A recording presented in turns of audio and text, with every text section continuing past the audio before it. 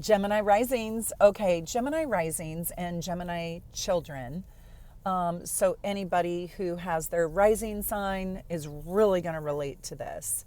So how were Gemini children raised? If you are a Gemini rising, you came out of the womb curious about life and you were taught pretty much to question everything, to question life, to take nothing at face value, to find the opposite equal to everything. So, if you do like ice cream, does that mean you don't like cookies? No, it doesn't. Okay, so to create critical thinking and critical reasoning skills really early on at life. You were probably very verbal. You might have been dual lingual, or you might have been raised inside of a family that spoke multiple languages or came from even multiple backgrounds.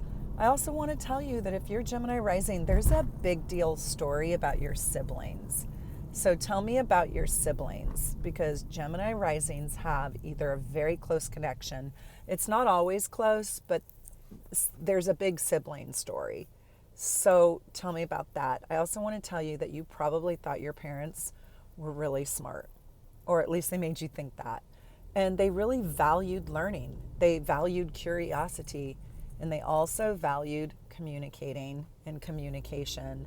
And so you probably had parents that invested in your mind. But I'm going to tell you something. There's something about you that's a little bit detached.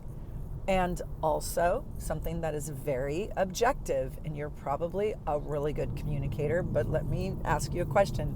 Do you sometimes talk too much? I mean, do you see people when this is a cue, or a clue, I should say, when you're talking, do people busy themselves with other things, or are they listening riveted by what you're saying? Or are they like doing the dishes and cooking the dinner and mowing the yard while you're telling them a story, right? So just watch for those clues and cues, because you could be over talking. You could be talking about too many details. You could be exhausting in your conversation, like not being able to read the room, that this is really not that interesting to other people.